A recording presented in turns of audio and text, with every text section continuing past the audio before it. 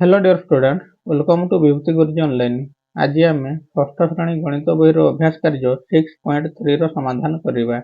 Number 1, ପ୍ରତ୍ୟେକ କ୍ଷେତ୍ରରେ ଦୁଇଟି ଯାକ ଦଶମିକ ସଂଖ୍ୟାକୁ ଚିତ୍ରରେ ଦେଖାଅ ଓ ବଡ଼ ସଂଖ୍ୟାଟିକୁ ଚିହ୍ନାଅ। ଦଶମିକ ସଂଖ୍ୟାର ତୁଳନା ଭଗ୍ନ ସଂଖ୍ୟାଠାରୁ ଅତି ସହଜ ହୋଇଥାଏ।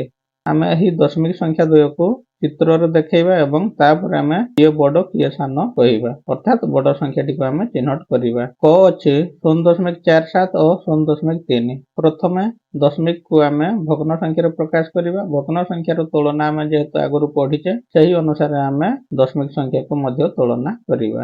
1 ନମ୍ବର କରେ ଥିବା ଦୁଇଟି ଦଶମିକ ସଂଖ୍ୟା ପାଇଁ ଆମେ ଦୁଇଟି ଚିତ୍ର କରି ନେଇଛେ। ଏହି ଚିତ୍ର ଦ୍ୱୟକୁ ଆମେ ଚିତ୍ରିତ କରିବା। ତ ପ୍ରଥମ ସଂଖ୍ୟାଟି ଅଛି 0.47।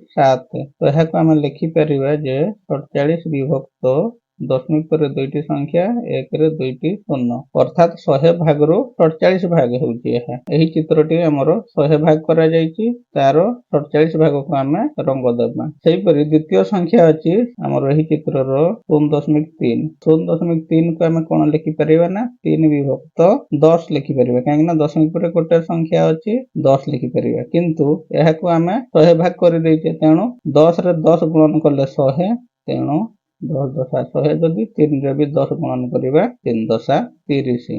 ଏହି ସଂଖ୍ୟାର ଆମେ 47 ଭାଗ ଚିତ୍ରିତ କରିବା 100 ଭାଗରୁ। ଏହି ଚିତ୍ରରେ ଆମେ 100 ଭାଗରୁ 30 ଭାଗକୁ ଚିତ୍ରିତ କରିବା। ତ ଏଠାରେ 47 ଭାଗ ଆମେ ଚିତ୍ରିତ କରିବା, ଅର୍ଥାତ୍ 1 2 3 4 5 6 7 8 9 10, ଇଏ ଗୋଟେ ଲାଇନ 20 30 40, ଏଥିରୁ ଯିବ 7ଟି ଭାଗ 1 2 3 4 5 6 7 30, ଅର୍ଥାତ୍ ଆମର 10 20 30। ତେଣୁ ଆମେ ତିନୋଟି ଯାକ ଘରର ଯେତିକି ବି ଘର ଅଛି ସମସ୍ତ ଘରକୁ ଆମେ ଚିତ୍ରିତ କରିବା। ତ ଆମେ ସମଭଗ୍ନ ସଂଖ୍ୟାରୁ ଆମେ ଜାଣିପାରୁଛେ ଏଠାରେ କେତେ ନା 47 ବିଭକ୍ତ 100 ହେଉଛି ବଡ଼ 30 ବିଭକ୍ତ 100 ଠାରୁ। କେଉଁ ସଂଖ୍ୟାଟି ବଡ଼ ହେବ ନା 0.47 ବଡ଼ ହେବ। 0.47 ହେଉଛି ବଡ଼ ଆଉ 0.3 ହେଇଯିବ ଛୋଟ। ତ ଏହାକୁ ଆମେ ଚିତ୍ରିତ କରିଦେବା।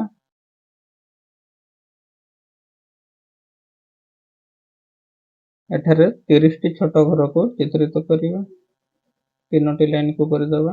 ଆମେ ତାକୁ ସମଭଗ୍ନାଂଶରେ ପରିଣତ କରୁ କରୁ ଆମେ ଜାଣିପାରୁଛେ କେଉଁ ସଂଖ୍ୟା ବଡ଼ ହେବ। ଚିତ୍ରରେ ମଧ୍ୟ ତାର ଅଧିକ ଅଂଶ ଚିତ୍ରିତ କରାଯାଉଛି। ଘରେ ଅଛି 0.5 ଓ 0.05। ତ 0.5 ଅର୍ଥାତ୍ 50ଟି ଛୋଟ ଘର ରଙ୍ଗ ହେବ, କିନ୍ତୁ ଏଠାରେ 0.05 ଅର୍ଥ 5 ଭାଗ, 100 ଭାଗରୁ 5 ଭାଗ। ତ ନିହାତି ଭାବରେ 50 ଭାଗ ହେଉଛି ଅଧିକ। ଖ ପାଇଁ ଆମେ ଦୁଇଟି ଚିତ୍ର ନେଇଛେ।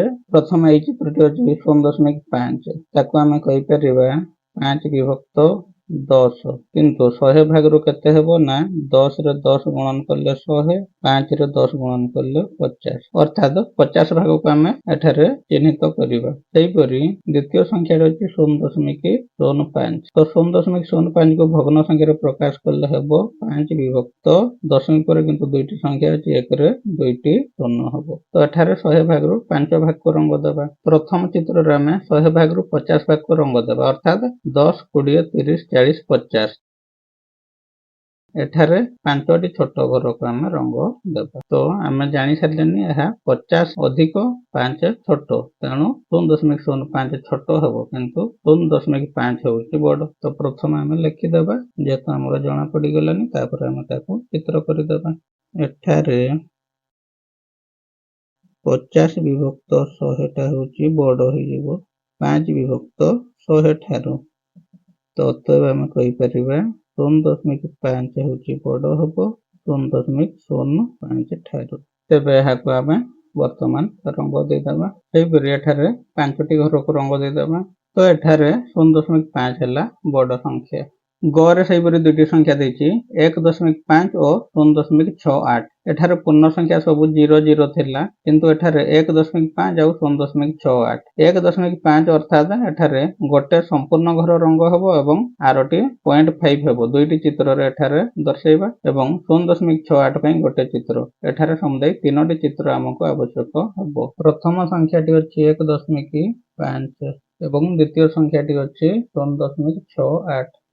1 ପାଇଁ ଗୋଟେ ସମ୍ପୂର୍ଣ୍ଣ ଘର ରଙ୍ଗ ହେଇଯିବ ଏବଂ 0.5 ପାଇଁ ଏଠି ଅଧା ରଙ୍ଗ ହେବ। ସେହିପରି 0.68 ପାଇଁ 68ଟି ଛୋଟ ଘରକୁ ଆମେ ରଙ୍ଗ କରିବା। ତ ପ୍ରଥମେ ଏହା ସମ୍ପୂର୍ଣ୍ଣ ଘରକୁ ରଙ୍ଗ କରିବା ଏବଂ ଏଥିରୁ 5ଟି ଘରକୁ ରଙ୍ଗ କରିବା। 3, 4, 5 ଉପରୁ ତଳକୁ ଆମେ 5ଟି ଘରକୁ ରଙ୍ଗ କରିବା। ତେବେ ରଙ୍ଗ ଦେଇଦେବା।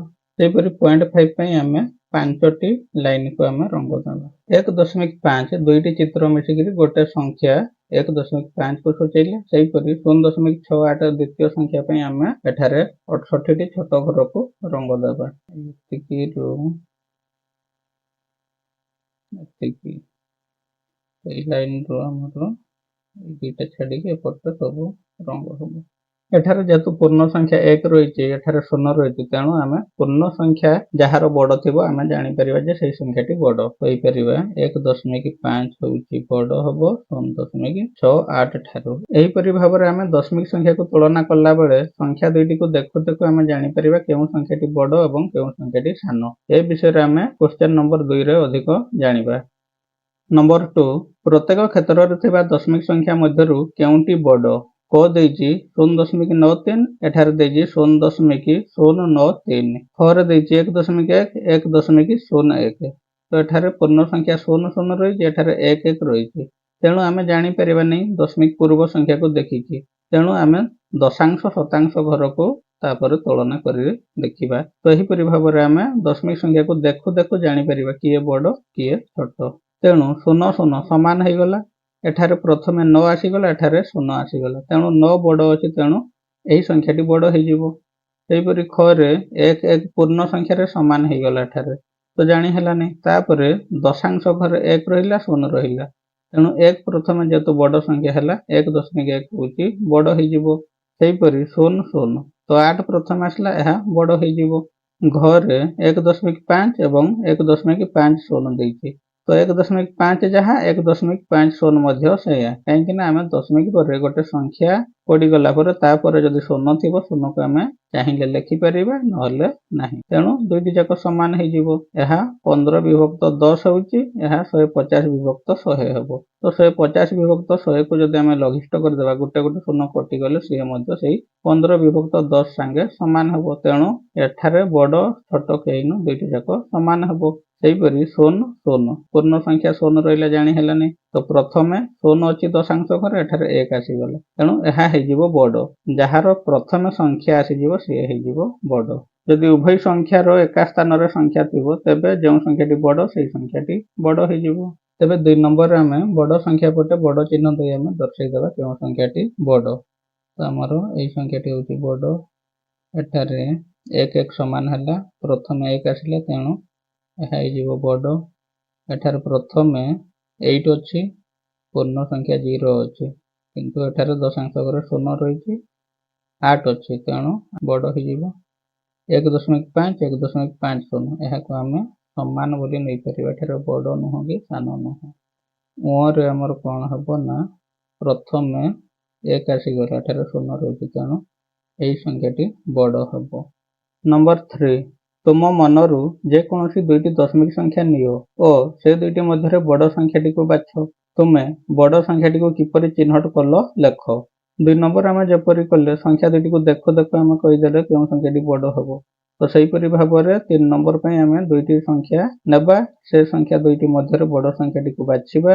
ତ କିପରି ଆମେ ଜାଣିଲେ ଯେ ସେହି ସଂଖ୍ୟାଟି ବଡ଼, ତ ସେ ବିଷୟରେ ଆମେ ଲେଖିବା। ତ କ୍ୱେଶ୍ଚନ ନମ୍ବର 3 ପାଇଁ ଆମେ ଦୁଇଟି ଦଶମିକ ସଂଖ୍ୟା ନେବା। ମନେ କରାଯାଉ ଗୋଟେ ଦଶମିକ ସଂଖ୍ୟା ଆମର ରହିଛି 0.345887। ଆଉ ଗୋଟେ ଦଶମିକ ସଂଖ୍ୟା 1.1025। ପୂର୍ଣ୍ଣ ସଂଖ୍ୟା ରହିଛି 0, ଏଠାରେ ରହିଛି 1। 0 ଏବଂ 1 ମଧ୍ୟରେ ଆମେ ଜାଣିପାରୁଛେ 1 ହେଉଛି ବଡ଼, ତେଣୁ ଆମେ ପୂର୍ଣ୍ଣ ସଂଖ୍ୟା ଯାହାର ବଡ଼ ଥିବ ସେଇ ସଂଖ୍ୟାଟି ବଡ଼ ହେବ ବୋଲି ଆମେ ଜାଣିପାରିବା। ପ୍ରଥମେ ଆମେ ପୂର୍ଣ୍ଣ ସଂଖ୍ୟାକୁ ତୁଳନା କରିବା। ଯଦି ପୂର୍ଣ୍ଣ ସଂଖ୍ୟାରେ ଆମେ ଜାଣିପାରୁଛେ ବଡ଼ କିଏ ଛୋଟ କିଏ, ସେଇଠୁ ଆମେ ଜାଣିଯିବା କିଏ ବଡ଼ ହେବ। ପୂର୍ଣ୍ଣ ସଂଖ୍ୟା ଯାହାର ବଡ଼ ଥିବ ସିଏ ବଡ଼ ହେଇଯିବ। ତେଣୁ ଆମେ ଏହି ଦୁଇଟି ଦଶମିକ ସଂଖ୍ୟା ମଧ୍ୟରେ କିପରି ତୁଳନା କଲେ ଯେ ଏହି ସଂଖ୍ୟାଟି ବଡ଼ ହେବ ସେ ବିଷୟରେ ଆମେ ଲେଖିବା। ଏଠାରେ 0.3458 7 ହେଉଛି ଛୋଟ, ଆଉ ବଡ଼ ହେଉଛି 1.1025 କାରଣ 1.1025 ରେ ପୂର୍ଣ୍ଣ ସଂଖ୍ୟା 1 ବଡ଼। ଆମେ ଅଭ୍ୟାସ କାର୍ଯ୍ୟ 6.3 ର ସମ୍ପୂର୍ଣ୍ଣ ଭାବରେ ସମାଧାନ କରିସାରିଛେ। ଯଦି ଏହି ଭିଡ଼ିଓରୁ କିଛି ଶିଖିବାକୁ ମିଳିଥିବ ତେବେ ଭିଡ଼ିଓକୁ ଗୋଟେ ଲାଇକ୍ କରିବା ସହିତ ତୁମର ସାଙ୍ଗମାନଙ୍କ ସହିତ ଭିଡ଼ିଓଟିକୁ ସେୟାର କରିଦେବ, ଯାହାଦ୍ୱାରା ସେମାନେ ମଧ୍ୟ ଏହି ଭିଡ଼ିଓରୁ କିଛି ଶିଖିପାରିବେ। ଯଦି ଆମ ଚ୍ୟାନେଲ ବିଭୂତି ଗୁରୁଜୀ ଅନଲାଇନରେ ନୂଆ କରି ଭିଡ଼ିଓ ଦେଖୁଥାନ୍ତି ତେବେ ଆମ ଚ୍ୟାନେଲକୁ ଏବେ ହିଁ ସବସ୍କ୍ରାଇବ୍ କରନ୍ତୁ, ଯାହାଦ୍ୱାରା ଏହିପରି ଭିଡ଼ିଓ ଗୁଡ଼ିକ ଅପଲୋଡ ହେବା ମାତ୍ରେ ସର୍ବପ୍ରଥମେ ନୋଟିଫିକେସନ ପାଇପାରିବେ। ଥ୍ୟାଙ୍କ୍ସ ଫର ୱାଚିଂ।